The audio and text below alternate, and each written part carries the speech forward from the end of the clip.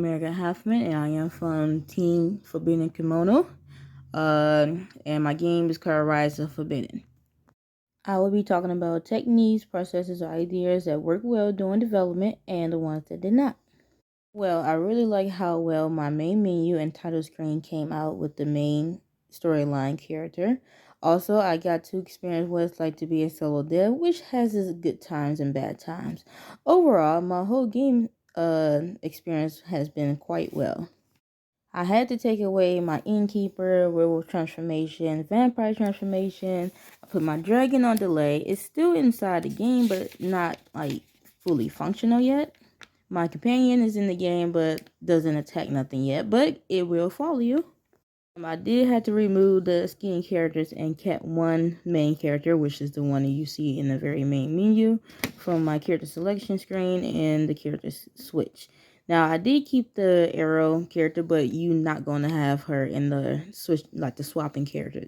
But she is in the character selection screen because that is what I plan on having her as the main arrow.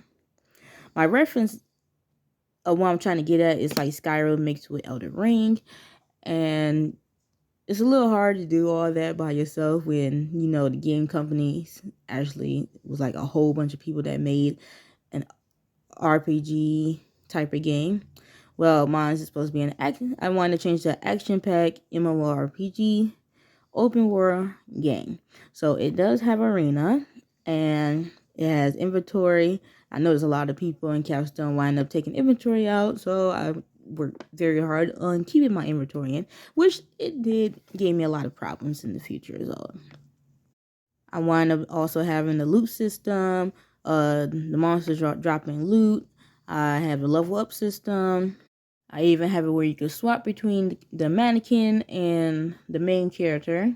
So, also another thing with the little twist is the fact the main character is actually from another world, like almost like a current version of the city, and so happened was a gamer and died and just woke up in medieval time as a hero.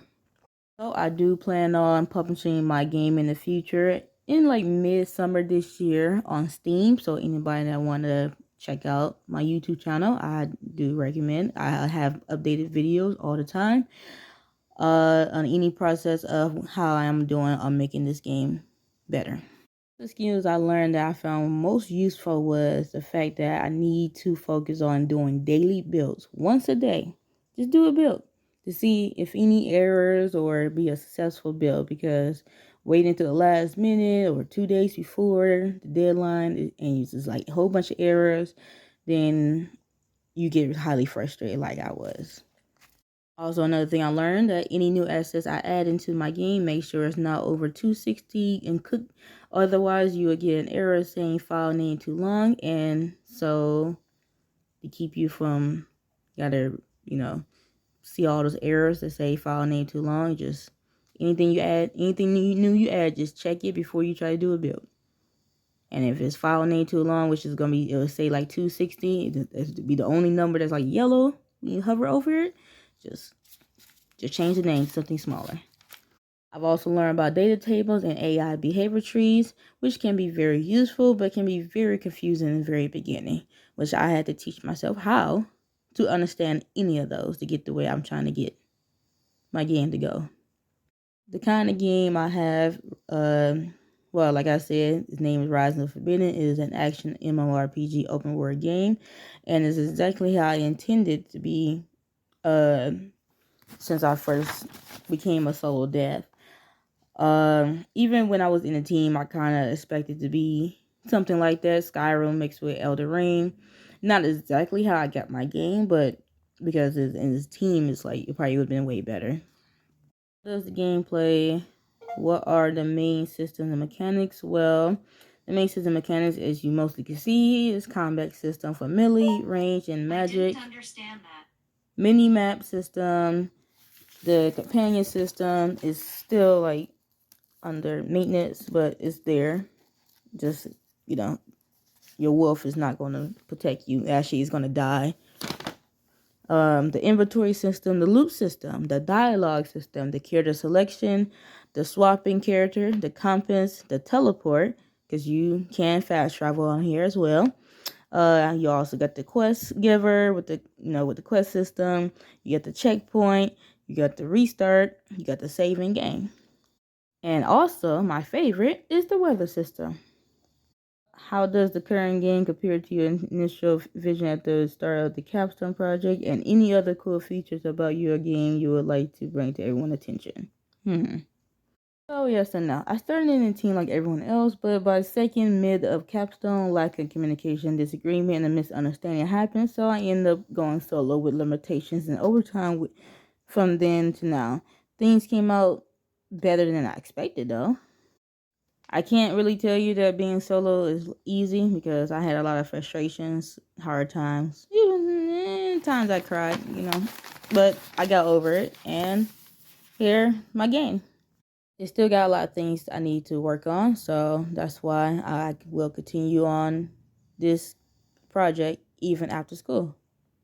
Future features I will be adding on, it would be crafting, multiplayer, swimming, climbing, mounts, better companions, and so much more.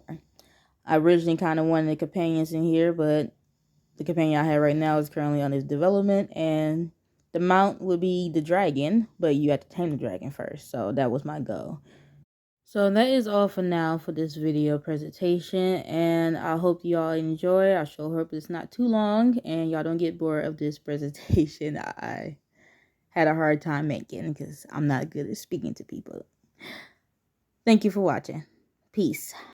I wanted to give a shout out to my fiance, the Capstone director Derek, and he was also my level designer teachers as well. And he's also been very helpful, even though in the times he's not my instructor as well.